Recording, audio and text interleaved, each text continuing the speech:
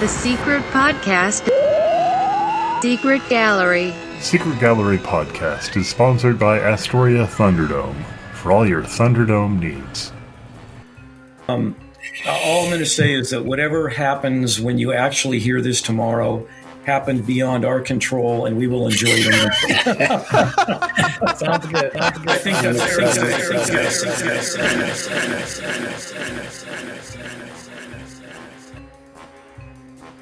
Hi, and welcome to the Secret Podcast. I'm Chris Minnick, and I'm here today, as always, with Philip Barish, and today we're going to be talking with Thomas Webb. Thomas Webb is a painter from Portland, Oregon. We're very excited and pleased to have Thomas here with us today. The Secret Podcast is a production of the Secret Gallery in Astoria, Oregon. We are open now from Wednesday through Sunday, 11 or 12 to 4 o'clock. And come on by or visit us at www.thesecret.gallery. Secret Podcast is brought to you today by Sweet Relief Cannabis, located on Commercial Street in downtown Astoria. You can visit their website at sweetrelief420.com to get updated specials and all of that. High above an extinct Japanese volcano, 4 heavily armored black helicopters spin through the sky in a dance of death. Their target, one man in a flying arsenal that fits in 2 alligator suitcases. The odds, 4 to 1. They haven't got a chance. Now, Sean Connery is James Bond in Ian Fleming's You Only Live Twice. Sean Connery, James Bond, 007. You Only Live Twice. An Albert R. Broccoli, Harry Saltzman presentation in Panavision Technicolor from United Artists, a Transamerica company. You only live twice, and twice is the only way to live. And so without further ado, Dr. No, big, from Russia with love, bigger, Goldfinger, even bigger. Now, here comes the biggest Bond of all, Thunderball. Now, James Bond does it.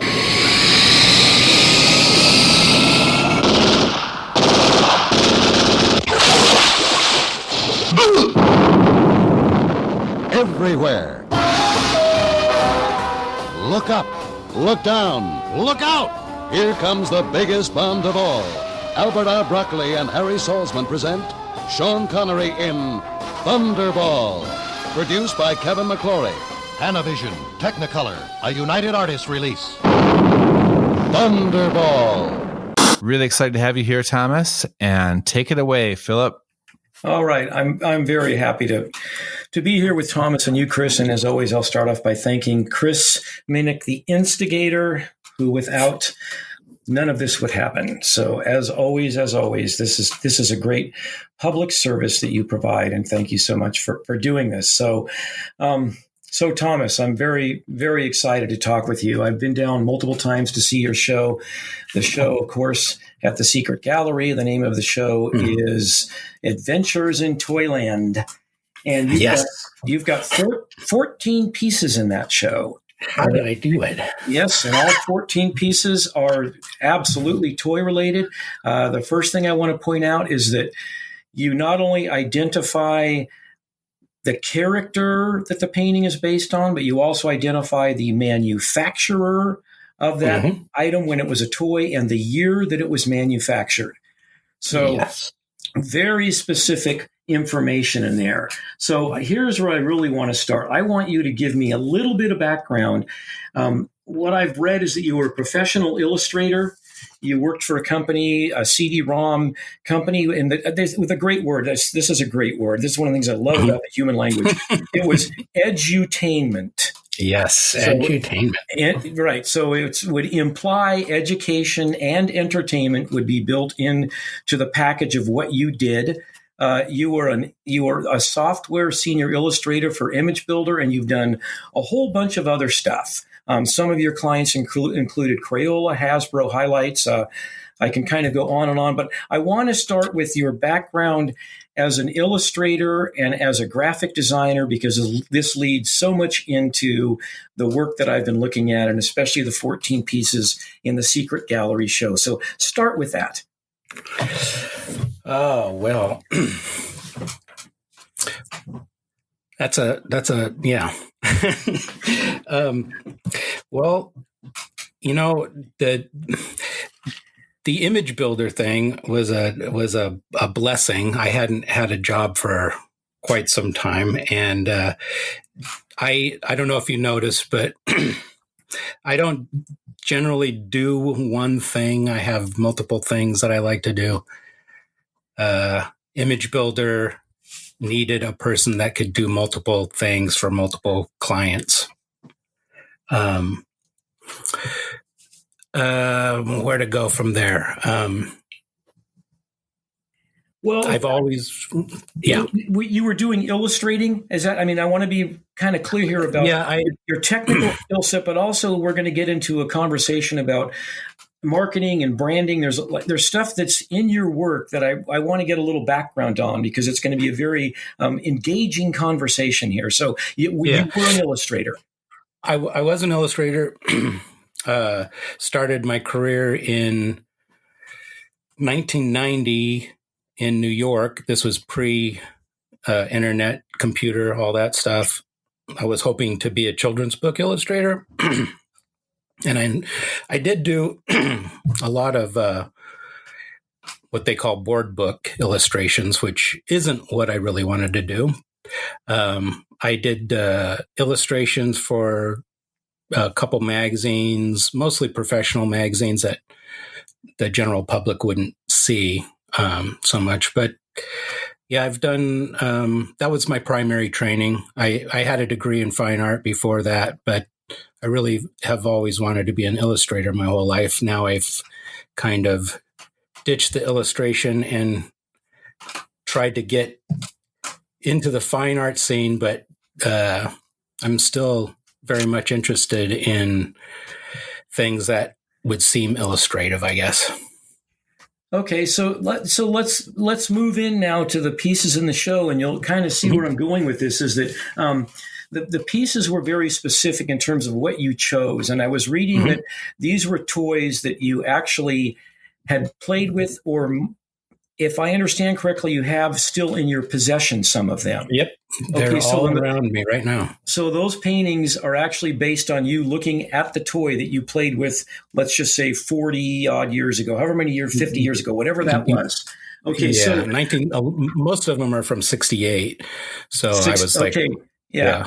Well, and one of the things I was really responding to, and I was talking to Chris about this when I went into the gallery, which was multiple times, is that 67, 68, 69 are the years primarily represented in this particular body of work, which is 14 paintings total. So when I was thinking about that in pop culture kind of context, and looking at the images you chose, I then was very aware of where marketing would have been in this country. And I can't help but feel that underneath your choice of toys and images, there's the idea of the development of marketing and branding. So here's where I'm going to go with this. And then I would like you to respond, because it's really interesting. So Mark's Toys, many of those images you have, or you should say those toys you had, were Mark's Toys. So I was reading about Mark's Toys. And Mark's Toys, they had two little taglines: more toy for less money, quality is not negotiable. And they were really the ones that were very concerned with creating a brand awareness and a brand loyalty when they were manufacturing their toys. So I can't help but think that you playing with those toys and then decades later deciding to use those as images, that in a way you're also speaking to the idea of branding. Am I off on that? Possibly. I think, whatever somebody gets from my work, that's the right thing. But, what I really liked about these toys were the artistry in the sculpting of of all the parts of the toy. Primarily, though, all of my work is pretty much portraiture in a way. I think if there is a thing on the branding side of things, it was branded to really appeal to me. Okay. And they got me. So I think for me, it's more about memory and emotion from the memory that I can bring upon viewing the piece. Okay, I'm glad that is your answer, because having been back to that show multiple times, that I believe that a lot of what, at least what I know what I'm responding to, and I believe what other people are probably responding to, is the idea that there is a level of comfort, there's a level of understanding, there's a level of recognition of these figures having come from a childhood and now being viewed as adults, that what you were just calling memory is that I see that as kind of memory and branding kind of going together, that these images are familiar. So yes. when you're talking to people that purchase your prints or talking to people that see your images, is that part of the conversation, is the familiarity and the comfort of recognizing the image and yes. what would be inherent emotionally of growing up with those images or those toys? Definitely. Definitely. Yeah. I most of my work is based on things that I grew up with, which means things from the 60s and early 70s. And there's quite a number of people that, well, obviously there's most people that grew up then have those memories, but there's quite a number of people that still collect those actual items, being toys or candy wrappers, TV dinner boxes. And so when they discover my pieces, because I'm not the greatest business person, I'm working on that still. But when they discover my pieces, that's what they talk about. Oh my gosh, I had that. I remember that as a kid. And usually I've never run into anyone that sees my work and says, oh yeah, that brings up bad memories. They're always a good memory. And I like to think of that as it's recreating or giving you a feeling currently now in the present moment of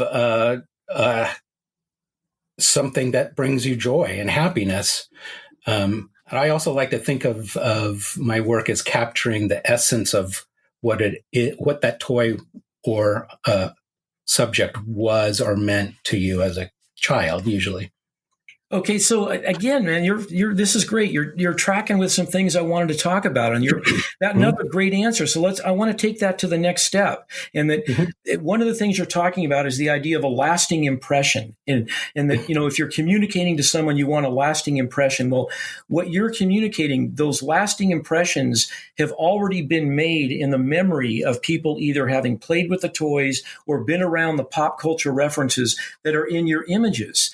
And so in your answer just now, you also hit on, there were 4 things I was reading about that are really critical. And there is the social, the psychological, the anthropological relationship with what we would call the brand, in this case with your paintings. And I think that you're effectively, you're tapping into that. I think you're effectively tapping into the idea that these are tied into either happier times, they are tied into childhood, they are tied into some kind of sentimentality. So can you speak a little bit further to that too? And then I want to get like some specific examples.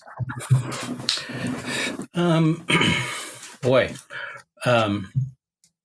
think what I'm really after, I guess, is more therapeutic for myself, maybe. I don't know. It's just a compulsion and love for the time period for myself. And I'm just lucky enough that there's other people that have those same feelings. I also have noticed, though, there are people that have no clue to what these things are, and they still find an energy about them that they like. I know I'm not really answering your question. No, no, but you are answering the question because, like you said, there's, the references that are in your images are just they're huge as far as just like kind of pop culture recognition.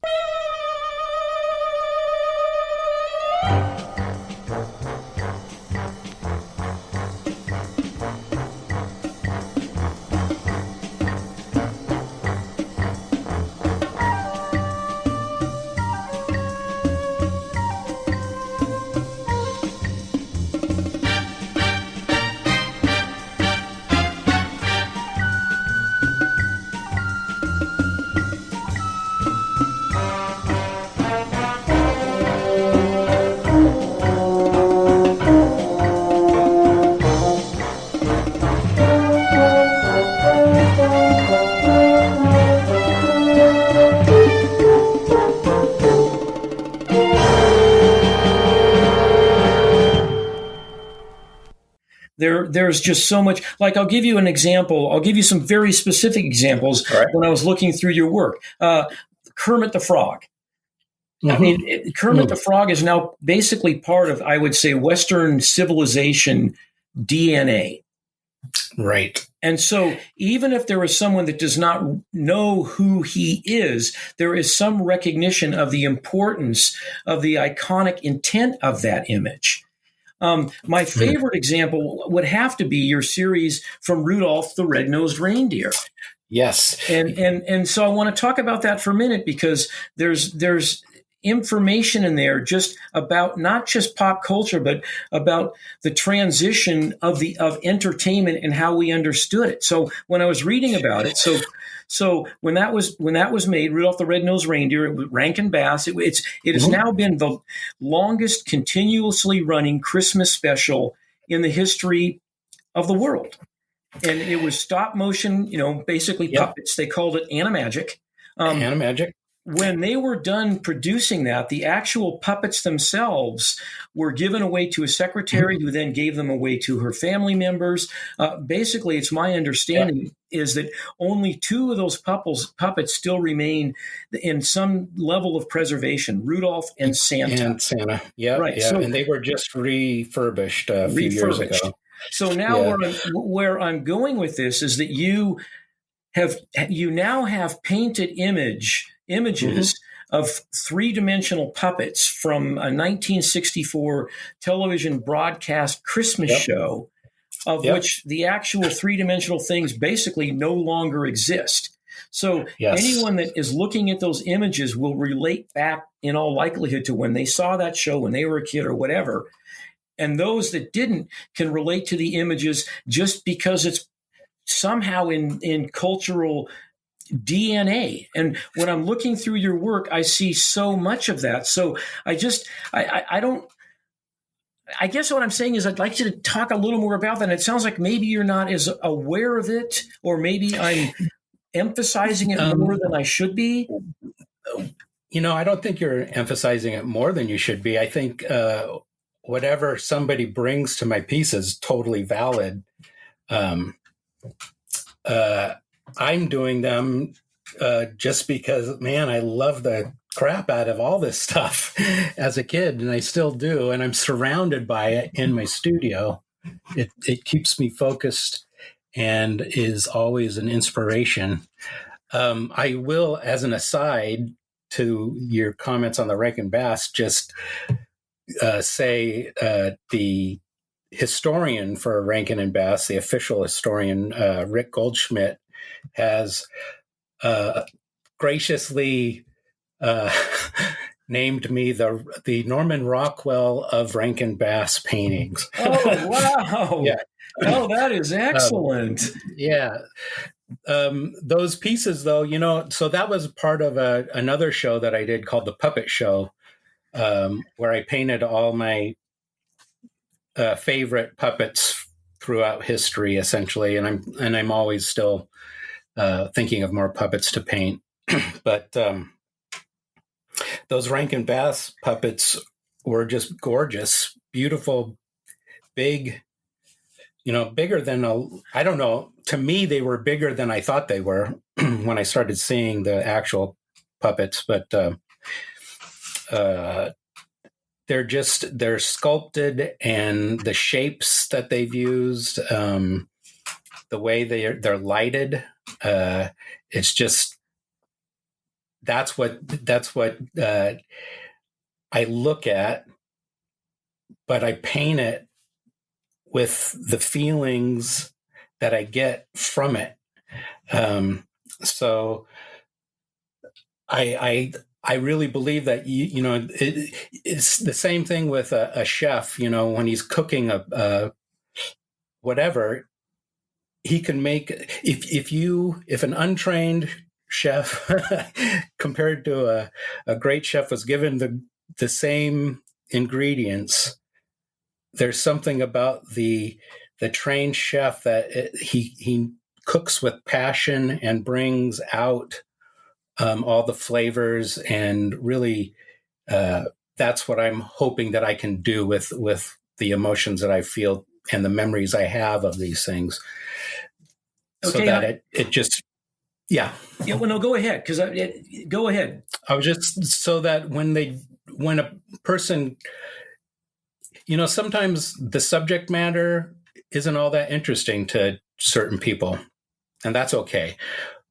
But what I feel like is and this is true with any painting or any piece of artwork, if you just give it some time, maybe even come back to it and look at it and see how it actually enters your vision and how you respond to it and what kind of emotions you get from it. I think if you spend time with any of my pieces, that you'll start feeling that sense of the essence of the thing that I'm representing or painting. Yeah, well, and not just the essence. And I was alluding to this earlier, but I want to be even clearer now. It's not just the essence; it's that the actual references that are going into the pieces. So there's the literal reference that, in the case of, let's say, Kermit the Frog, you're painting Kermit the Frog, but there's other stuff in there. So you brought up the puppet show. So let's talk about that, because I'm going to throw a name out there that when I looked at the puppet show, well, two names, Ray Harryhausen and Willis O'Brien. And so, right. So I'm not off on those at all. I'm sure I'm not, particularly the Ray Harryhausen. So what this tells me is that you would have spent a lot of time as a boy watching any Ray Harryhausen film. I mean, let's be realistic. If my mom would let me, I would be watching it. Okay, and then that would have been true, especially with the original King Kong, Willis O'Brien's amazing stop motion photography in that. Yes. I was just telling my wife that when that was on TV, as a boy, I couldn't watch it. I didn't actually ever see the full movie until probably I was in college. Wow. What did Mom object to? She thought it would be too scary. But I had a friend that lived across the street who was also an artist. I grew up in a neighborhood full of artists. But this was a young guy. He was probably 4, maybe 5 years older than me. And he had all the monster magazines. So I did get to look at them all. Okay, so he had Creepy and Eerie also then? I'm sure. Yeah, he had all that. He had all that stuff. Okay. And man, I would go over there and just fill the well with all the images. And I never even owned a famous monster magazine. I would go to his house and look at those there, and what I did have was the toys. That's probably, this is an interesting thing, back to your branding, which I never really thought about branding per se. I'm always really just about the visual, what the visual does to me. But growing up also in the 60s and 70s, one of my favorite things to do was go shopping with my mom. And it was because, to me, the grocery store was almost like a museum, or a gallery. Gallery was probably a better word. There was the Cal Can and the Friskies cat and all the cereal boxes with J Ward and now I can't think of their names. That did Tony the Tiger. Oh, it was a husband and wife team. Alice and Martin Provenson. But to me, all of those advertising things and commercials on TV, just visually, I was entranced by those things. And that comes through in your work. Let's take this a little bit further now. This is kind of what I was wanting to get at, because I just feel strongly it's in your work. So we're talking about branding for a minute here. So a name, a term, a design, or a symbol that is identifying one seller as distinct from another. Effective branding, it raises the success of all the products associated with the brand. So if I want to take those concepts and if I want to translate that into the work of yours that I've seen, you have been very effective. I'm going to use the word appropriation here, but I don't mean it in a negative way. Your work is very effective at appropriating emotional and familiarity of pre-existing images or products that people are comfortable with. And so I think that needs to be not just recognized, but we need to talk about that a little bit, because appropriation is a little sticky area, and I don't want to sound like, if it gets into not just legal stuff, but kind of intellectual property rights stuff. But I don't see you doing that. I see you taking the idea of the emotions that are connected to these images, and you're simply presenting them as your paintings for people to look at and consume. Am I off on that? No, you're right on with that. I never think of my work as like stealing something. It's always done with the utmost love of the item, of the whatever the subject is. That feeling of so I mostly do these types of works that you're talking about. Occasionally I do some more narrative pieces, but when it comes to these kind of portraits of things, like I do Hostess products, Hostess cupcakes, Twinkies, inanimate things, but I try to give them the life that they had for me, right? Right. So I don't know where I'm going with this, but it's never about trying to make. I'm not trying to do something to steal somebody else's thing to make money off of. It's an actual love of the thing, and if people find that love, then I hope they do buy it. A case in point is Smokey Bear. Being, from the 60s, I grew up with Smokey. I love Smokey. The images of Smokey with just his head straight on, square format, essentially, is one of the biggest influences on what I like to do. And I wanted to paint Smokey because I love Smokey. But I did know for a fact that the Forestry Service wasn't too keen on people just doing Smokey. So I actually went out, and I'm an official Smokey Bear licensee, and I got a license to paint his image. And I did that mainly because I didn't want to be accused of stealing something. And that's how I met the official biographer of Rankin Bass stuff is I was looking for someone who owned the rights, and now I'm going to whisper because he told me to do it as fan art and not to even approach the people that own the rights because, in his words, they're not very nice. Yeah, well, right. And so let's talk about this for a minute because you're in that area of potential legal catastrophe. And so let's talk about Disney for a minute because Disney, they absolutely will sue anybody out of existence if they find an individual using their image for whatever reason. So first of all, the fact that you were recognized by Rankin Bass as someone who's doing it for the love of doing it, that you're not doing it for like commercial ventures and you're not doing it for parody or satire or any other thing. You're doing it because you love it.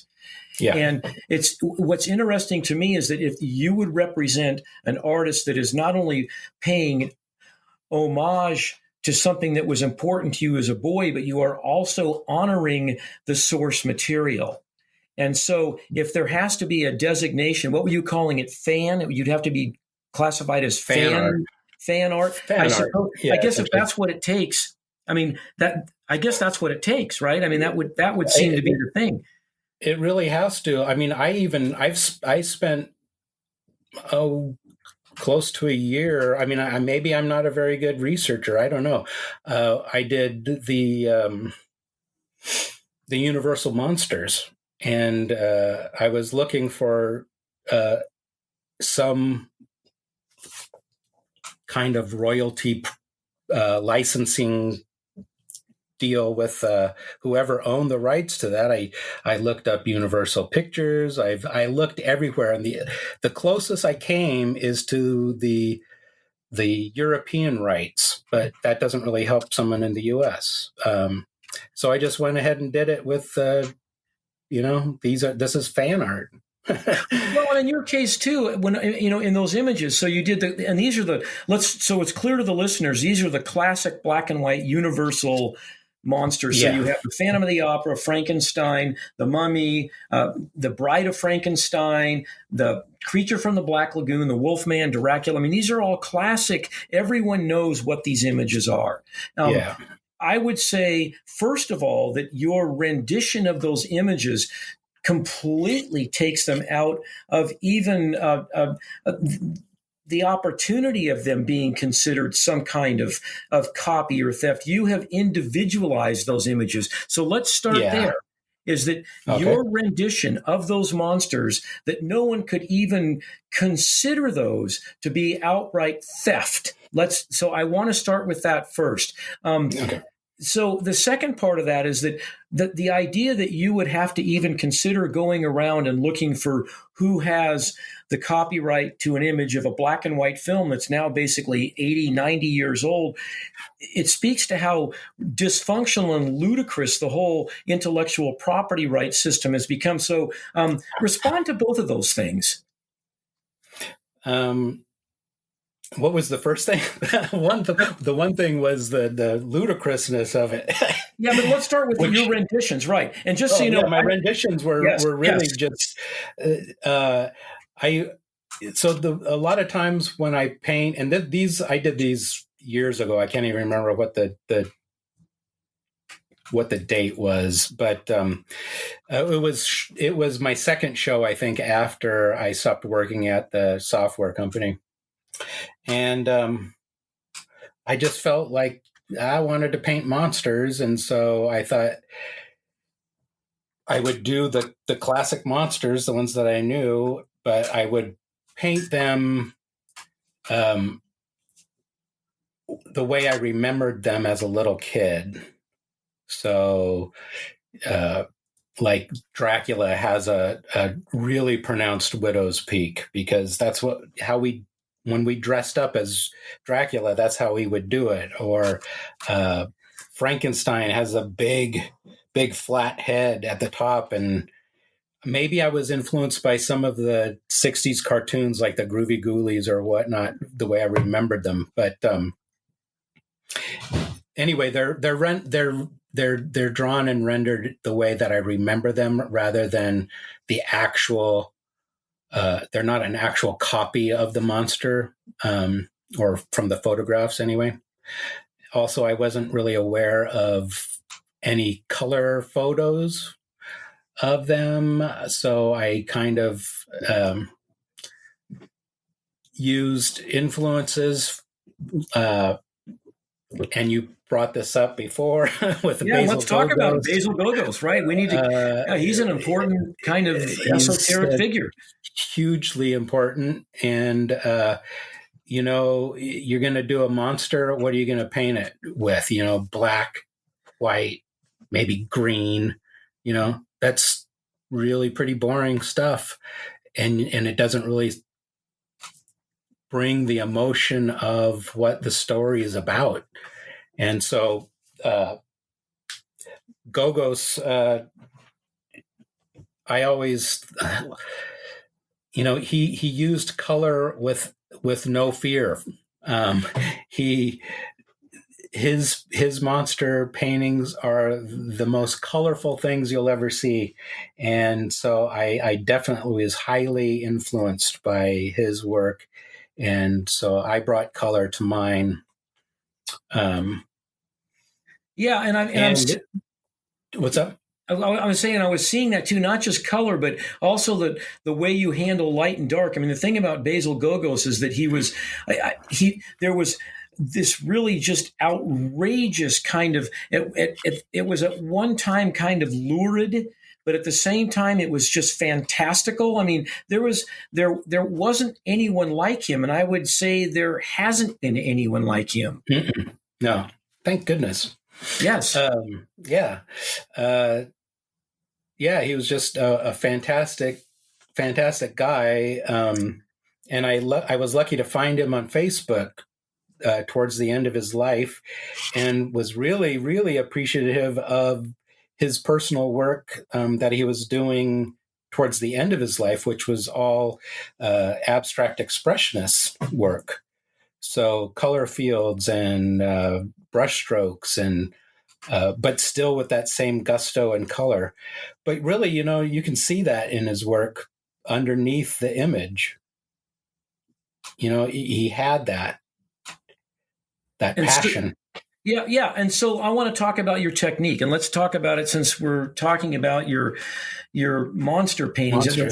Frights of Fancy is what they're called. Frights of Fancy. So one of the things you talk about is that you have gouache and ink resist painting on illustration board. And I was reading about your technique. You have a really excellent series of paragraphs about how you work. I don't know if that's how you work all the time, because the paintings in the secret gallery are actual paintings. So let's first of all start with the monster paintings. You have a single line in there where you say you used white glue and a kitchen torch. Yes. Okay, so you need to tell me about that. Yeah, and a lot of times I'll use rum if I'm doing a pirate painting, and anything that catches fire easily is really a good thing. I just like fire. Right on. So that technique, if you see any of my pieces that have a lot of black in them, generally, it's going to be a gouache and ink resist. The toy paintings, somehow I just there's an immediacy to the acrylic paint, which I like to use to get that essence and that love down on the canvas as fast as I can. The gouache and ink, all the work is up front, and then it's pretty crazy. The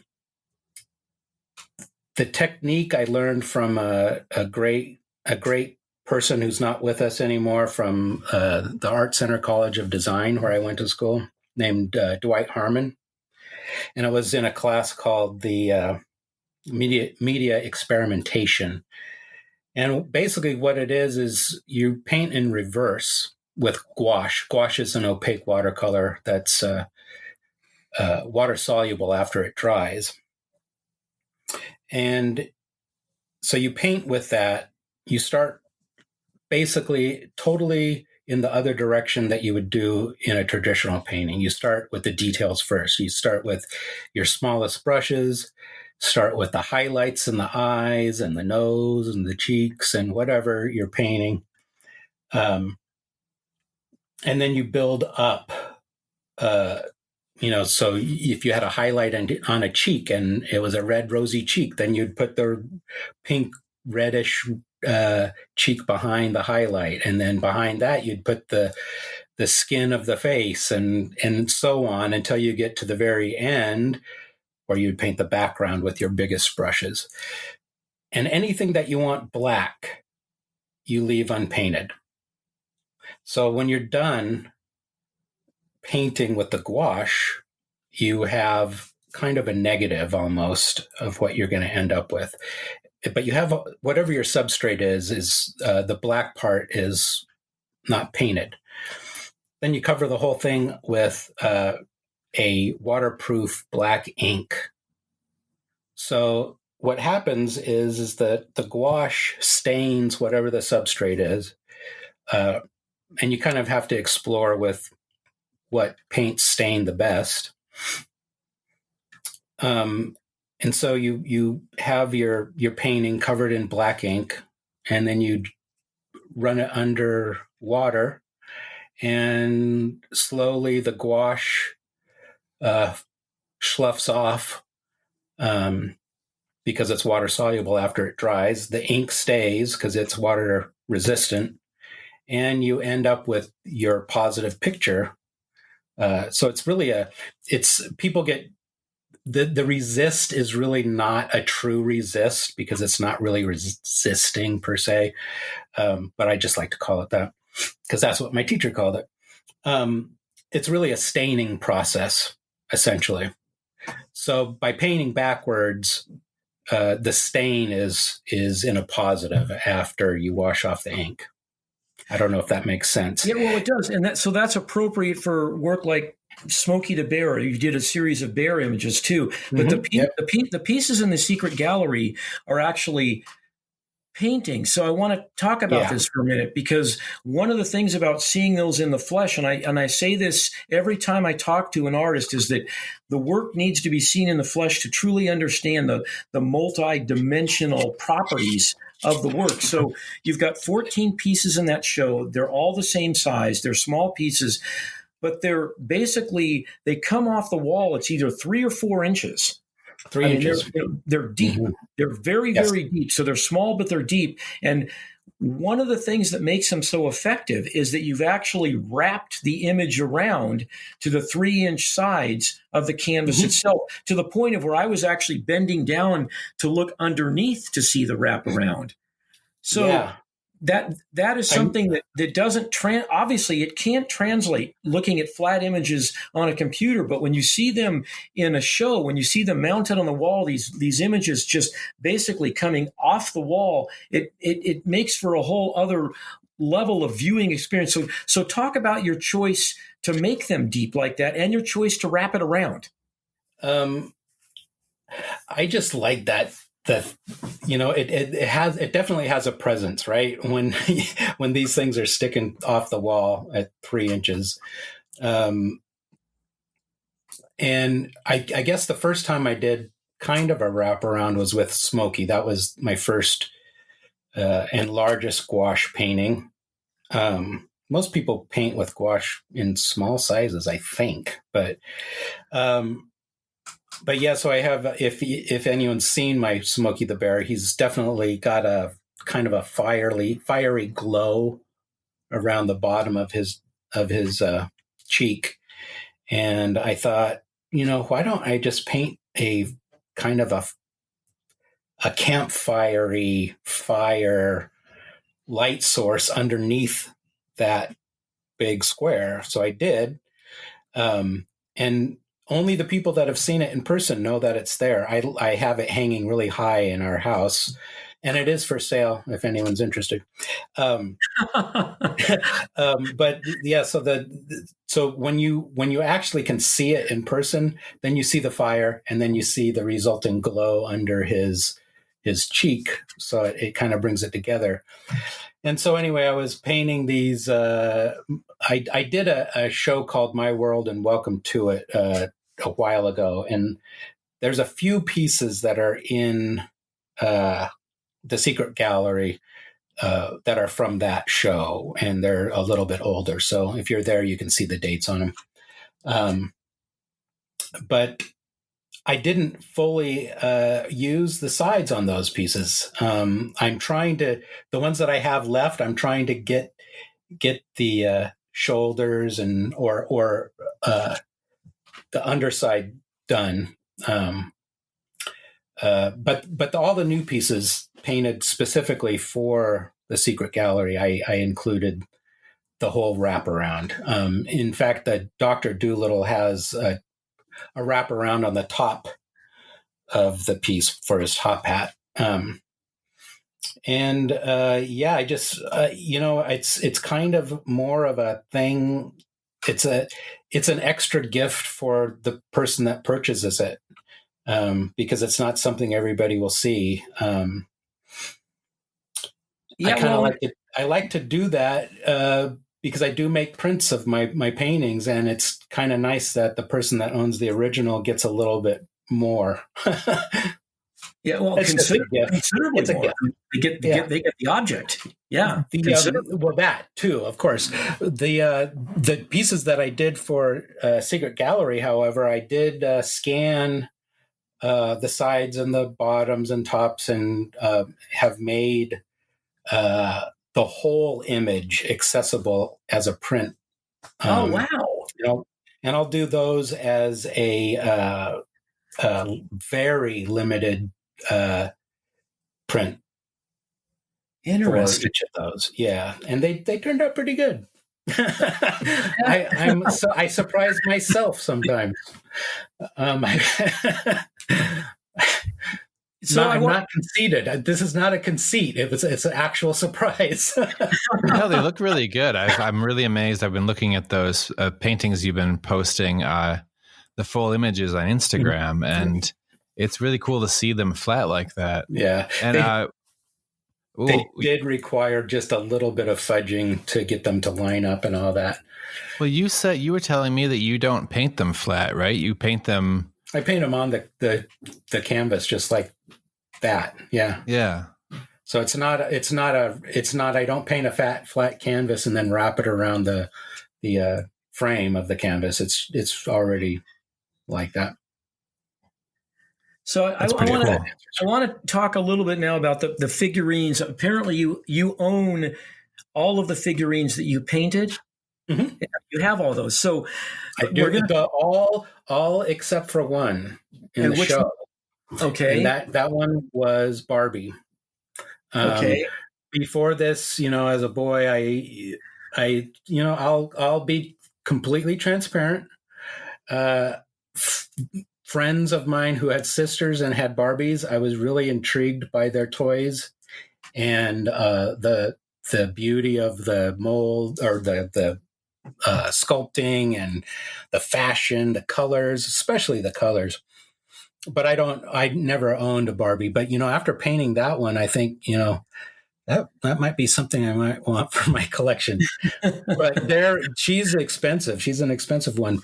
But what I did with that is I wanted, because I did want to have something for, I'm sure there's a lot of boys and men that like the Barbie that I painted, but I did want to have something more relatable for female viewers. And I wanted to paint something that I would have an emotional response to, so I could also get that into the painting. I'm not just going to paint a random Barbie. And so I looked through Flickr and Pinterest, and I found this particular Barbie with the Marlowe flip, twist and turn Barbie with the Marlowe flip, referencing Marlowe Thomas of the time. Yeah. And I saw this this photo, it was a full photo of the Barbie under a Christmas tree, and I just happened to. It was a really easy thing. I found the owner of the photo and said, "Hey, do you mind me making a painting off of your photo?" And she was thrilled. So she'll get a full of the full limited edition portrait in payment. And yeah, I really, really loved it and went with that. There was one other Barbie that I really wanted to include, but I just ran out of time for doing it. But I also got a hold of her owner, and the Barbie is, her name is Francine, and she was the first Black Barbie. Oh, yes. And she's not the first Barbie that was sculpted as a Black Barbie. So she was the white Francine, but they made her black. And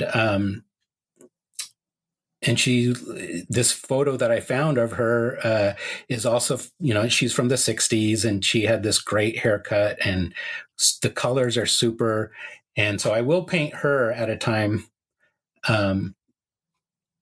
Yeah, but both of those photos really, they had something that spoke to me as an artist and as a kid, that I hope I was able to get across in the painting.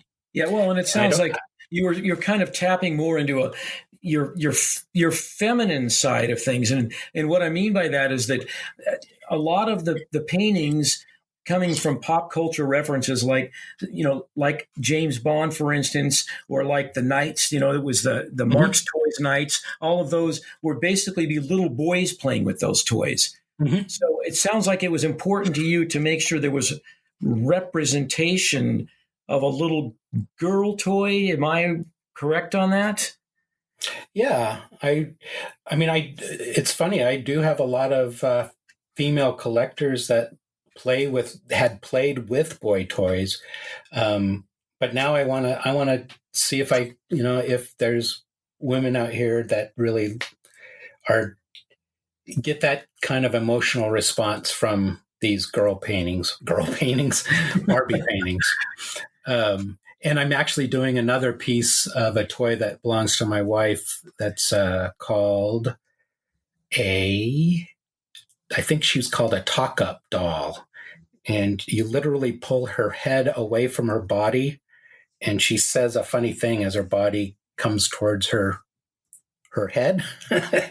And this particular one that my wife has is the voice of Ruth Buzzy. She does the voice of the doll. Wow. But, very feminine. Very thing. Yes. Yeah. And so when I first started dating my wife, she used to say, "Here comes my body." And I always thought that was the strangest thing. I didn't know what the heck she was talking about. And years later, we're getting ready for our 30th anniversary. And congratulations. Thank you. Several years ago, I did some research, and hey, there she was, and that's what she says. And so I bought it for her, and now I'm going to paint it. She's got, I think, like a pink and orange leather mini skirt on, and very late 60s, early 70s design. And I'm hoping that she'll be a favorite too of the ladies. Yeah. But but as I was saying, there was plenty of these girl toys because of the colors, these quote unquote girl toys, that really spoke to me visually as a kid. I just thought they were delicious, and as embarrassing as it was for me, I purchased a few things that were not all the way girly. We're speaking of a time when there was bullying, and there was it was different than it is now. These bullies were your classic TV bullies that they would just make you feel like stupid, lowly people. They weren't bullies carrying guns or anything like that. One, your dad would just tell you to punch him in the nose, that kind of a bully. Yeah, punch him in the nose, right? Punch him in the nose. I did take that advice a couple times. But anyway, even with the worries of that, there was a few toys that were not quite, they weren't full, they were, I would say, girl toys, but they had like boys in them, like a Ken. I never had a Ken, but so there was a visual appeal still that I can find in these, but I really did want a female, I don't know, clientele is the word, but followers, viewers. Well, yeah, but in the show you have images from Chitty Chitty Bang Bang, and so you identify those as Corgi. Let's talk about Corgi for a minute, because that's one of the things about the toys you're painting is that they were very innovative toy makers at the time. These companies were amazing. So beautiful. When I was reading about Corgi, they were first called Metal Toy, then they became Dinky Toy, then they became Corgi when they named themselves after the Welsh dog when they moved their factory. They were utterly inventive in every imaginable way with die-cast metal things. I mean, their die-cast metal, it was zinc. They had rubber tires on their vehicles. And as an aside, the James Bond Aston Martin that they manufactured has been the best-selling toy car in the history of the human race. Yeah, so it's amazing. I have it right in front of me. Do you really? You own one of those? Yeah. And my God. Has a little bulletproof window that slides up and machine guns that come out the front. And yeah. Well, and one of the things Chitty Bang Bang is really probably my most favorite of all my toys. Oh, is it? And so that's why I think it's 6 of the paintings in the show are characters from Chitty Chitty Bang Bang based on. Yeah, there's 4. There's 4. Okay, and those are based on Corgi figurines. So I have that correct. They're the figures that are actually in the car. So we're talking. There's the heads are maybe a quarter of an inch, if that. Maybe they're tiny. They're really tiny, and so that's why the images look a little bit wonky. The paintings do. I wondered about that. Yeah, the sculpture of the figures are very detailed and really nice. But when you have a production, they're mass produced, and I would assume, being that it was in the 60s, that there was women that were painting these figures, maybe with big magnifying lenses, maybe with just glasses. I don't know, but not all the eyes hit the sculpture of the eye. Not all the lips painted are right on the lips of the sculpture. Well, you can imagine the kind of brushes they were using too. I mean, that's like, you're talking like, a 0.00, a 6/0 brush. Yeah. So I think, so the first toy painting that I did was of Jemima Potts, who's the little girl, and it's like a purple painting. And I had a good time painting that. But there's, they're just so tiny and perfect for what I was originally going for, which was more of an impasto type painting.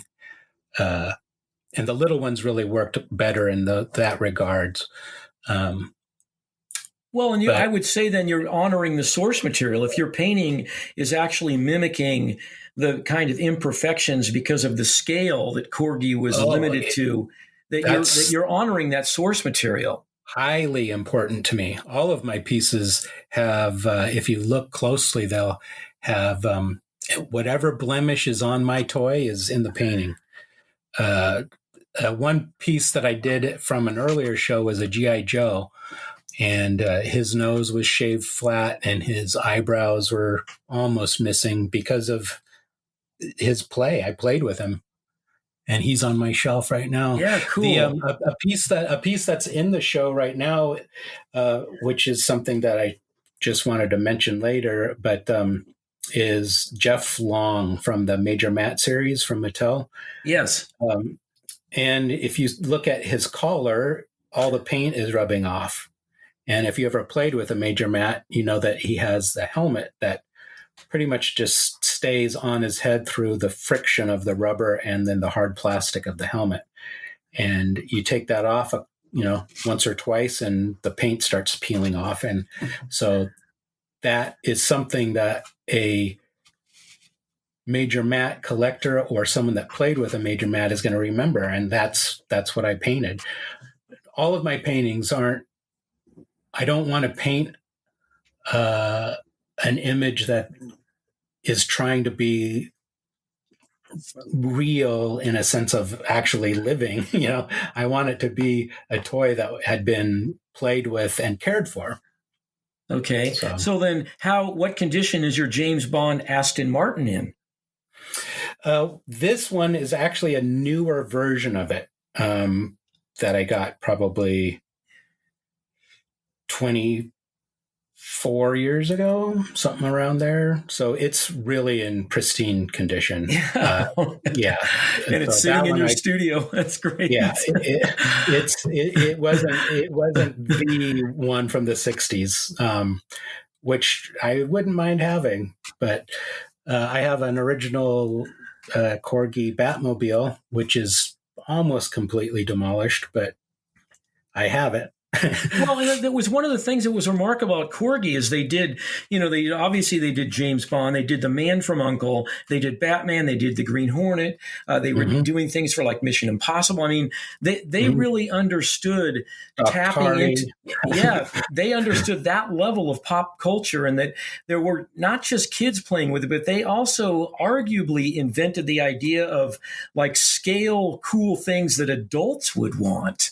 Oh, yeah, for sure. And another thing that I liked about that time period, I'm starting to think maybe it was Hot Wheels that kind of pushed it to the next level. But really, the things became popular first and then the toys followed. Whereas nowadays, you got to have your toys out before the movie comes out, or else you haven't made any money. Well, what that usually tells you is that it's not going to be a very good movie. I mean, if you've got your marketing tied into like all of your consumer-based products, then the film is secondary at best. Yeah. And then the Hot Wheels, they had a cartoon called Hot Wheels, and that was if I'm not mistaken, pretty much the end of great Saturday morning cartoons, because it was deemed that was a half an hour long commercial for Hot Wheels. I remember that. And for me, it was just a great cartoon about a toy that I love to play with.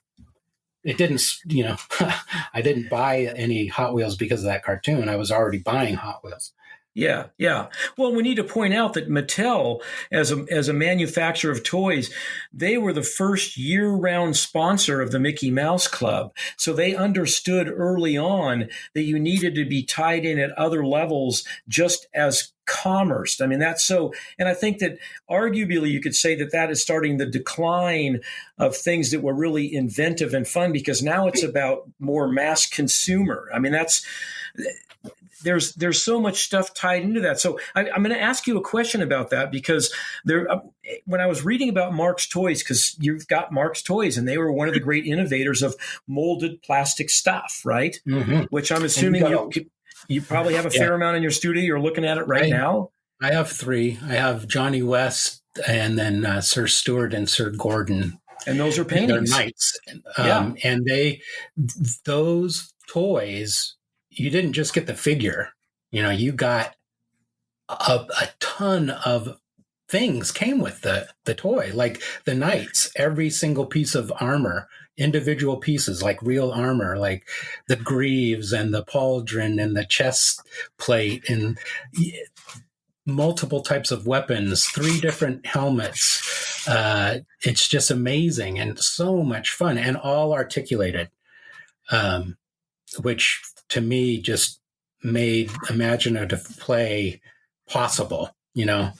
Later on, because of the price of things, I guess, toys stopped being articulated. That was the end of my playtime. And then I went to Dungeons and Dragons. Okay, so let's talk about these paintings for a minute, though. You hit on a couple things that I would like to further a little bit. So the idea of what's called brand recall, and that's where you have an idea that's like cemented in your memory, and when you're faced with the need first, you then recall that brand to satisfy that need. So when you are doing these paintings, there has to be an element of that, of brand recall, that you're recalling what it was to play with these, that you're not searching for an alternative. You're not searching for a subject, that you know what the subject is because you have recalled it. Am I right on that? When you did these, totally. Okay. I don't even need to recall it. It's here already. It's there. Okay, I can remember perfectly. I can remember, adventures that I had with certain toys. But it's that feeling. It doesn't go away, at least for me. So then the next step above that, which you've already just mentioned, was that when you were playing with your Marx toys, that they already had a built-in mythology. So then we get into the concept of personification, that the names of the toys are names from invented myths. And the manufacturers of those toys gave you everything you needed to continue making those myths. So, what we're talking about here is that to translate those experiences as a boy with these built-in ideas of what it means to brand, and I'm putting brand, and we'll put that word in quotes, but I don't know what else we can do, is that then becomes part of the pop culture association of a product with a brand. And so I guess where I'm going with this, and then tell me how far off I am, is that I feel like you've channeled a lot of those ideas, whether consciously or not, into your choice of painting those toys that are now still in your studio. I mean, am I right? I think you're dead on. Yeah. It's all of these toys, a lot of them I still have. I mean, they're still the actual toy from my childhood. A few of them I lost and have recollected, but yeah, they're the experiences and emotions that I had as a little kid playing with these things are the same emotions and experiences I get from looking at them now, except that they happen right now as an adult. Plus, on top of that is I really realize the artistry that goes into the toys and the creativity that these companies had that made them. I don't know if that's answering your question, and I want to throw something out, because this is excellent. I wrote down, it was the 6 tenets that Marx Toys had when they started manufacturing their toys, and you have Marx Toys still, whatever it is, 50 years later. So I'm going to read them to you, and it just completely, not only it speaks to what we're talking about with toys, but it speaks to how you have now reinvented in paintings your experience of working with those toys. So here they are. Number 1, familiarity. Number 2, surprise. Number 3, skill. Then the play value, the comprehensibility of it, and the sturdiness of it. So fact that you still have those toys in your studio and are now painting those toys tells me that philosophically, when Marx Toys founded itself, 90 or 100 years ago, whatever it was, that all of those things are now carrying through to the point that you can actually channel it into your art. I mean, that's what it sounds like to me. Yeah, that's exactly right. Yeah. Yeah. Wow. These, for the most part, I have never broken personally a Marx toy, and they've been through a lot. I think one of my nephews broke my Johnny West, but he was easy to fix. And it's a nephew that you love dearly. Oh, I love them to pieces. Yeah. That was many years ago. He's now an adult. So Okay, so there's an outlier here. We need to talk about it because it's the one outlier in the show that I probably studied more than any other painting, and that's the Pez dispenser. Ah, yes, my sailor monkey. Okay, and so you have that dispenser. Yep. I think he's got Pez in him, actually. So when I was reading about Pez, there were the Pez, when they were first manufactured, they were just called regulars. They didn't have a head. Right, you just dispensed them. I think they were primarily a mint dispenser. Yes, correct. Yes, correct. And then along the line, they figured out it was in 1955, and I don't remember what the first one was, but they figured out if we start putting personalities on these, we can not only market them, but we can tie in to all this other stuff like at a global scale. Mm-hmm. Now, what I read, and I don't know how current this is, there are now over 550 different Pez dispenser heads, many of them highly collectible. Yeah. They're that was pretty smart of them, I guess. And just a little aside, I'm pretty sure, don't quote me on this, but I'm pretty sure that the Pez dispenser is why eBay started.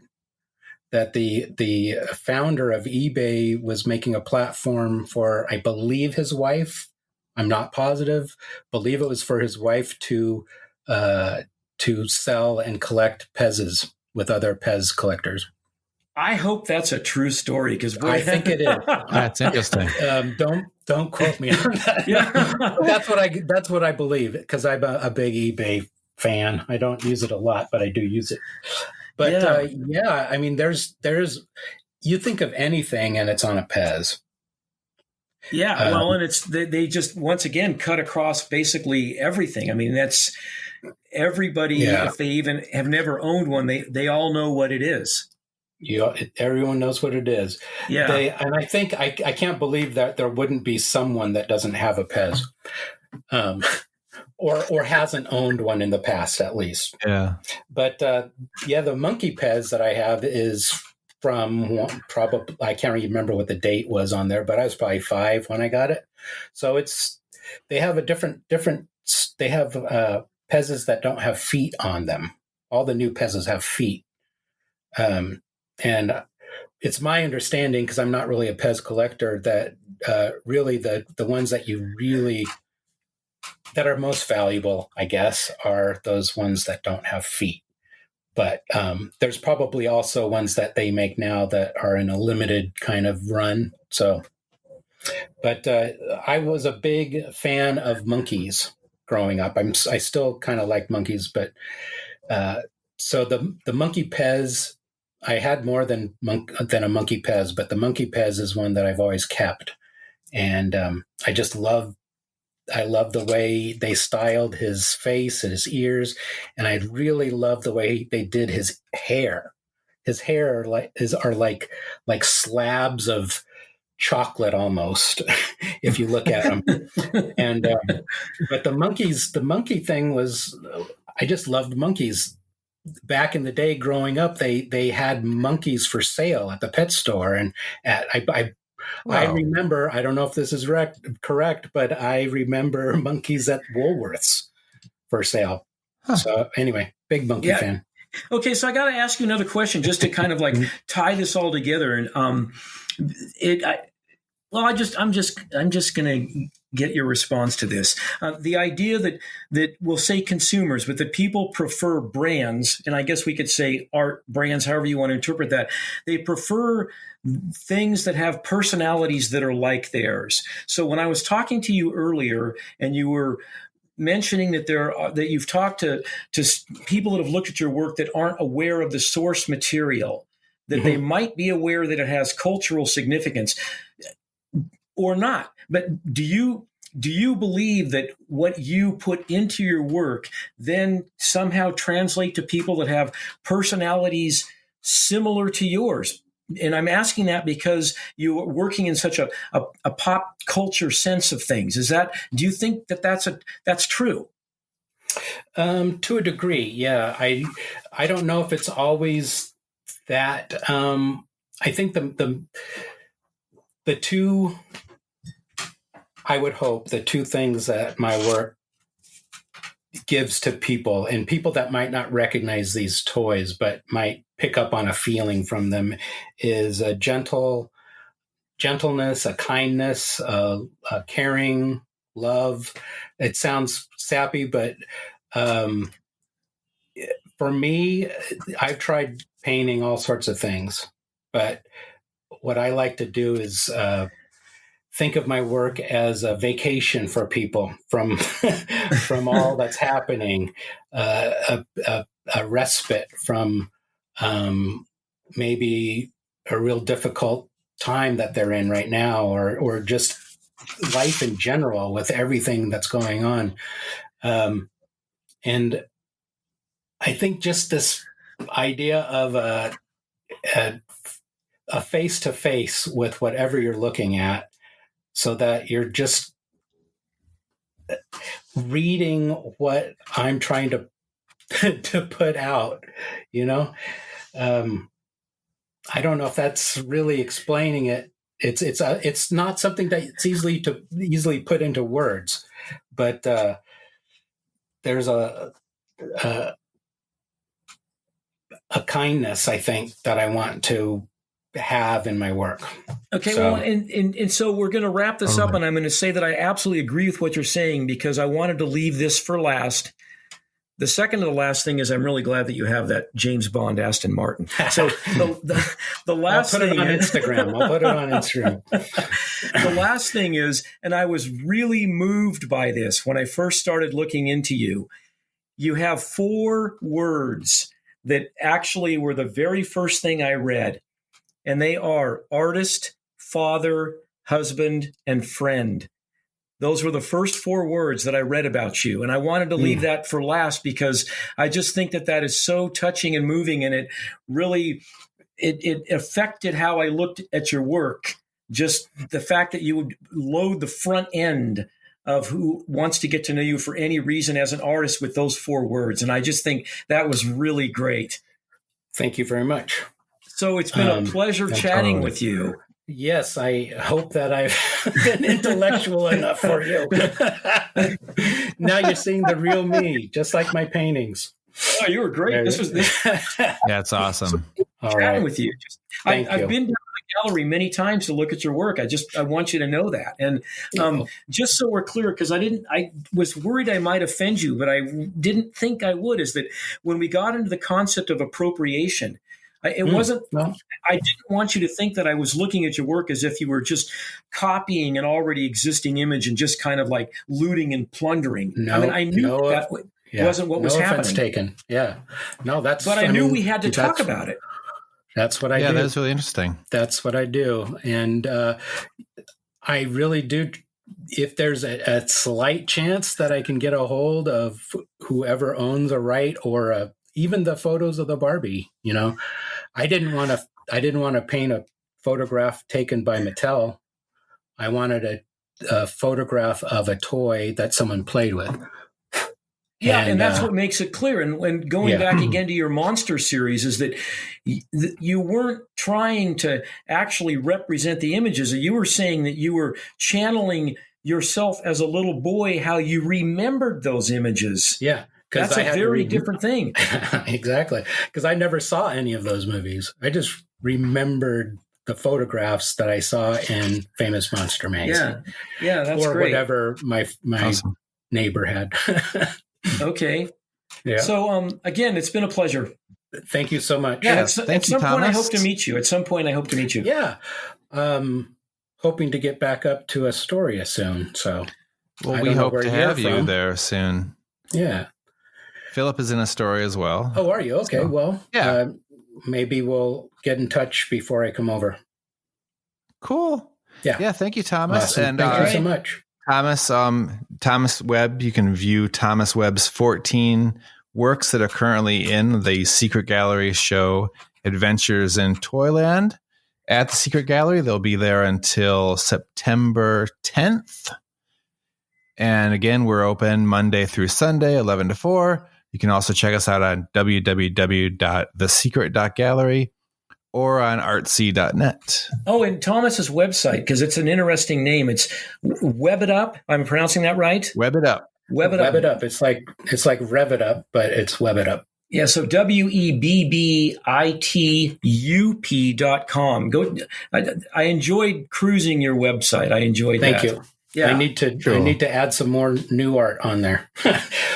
They can get a link to my Etsy site from there, and that's where a lot of my current work is. Great. Thank you. Awesome. Thank you so much.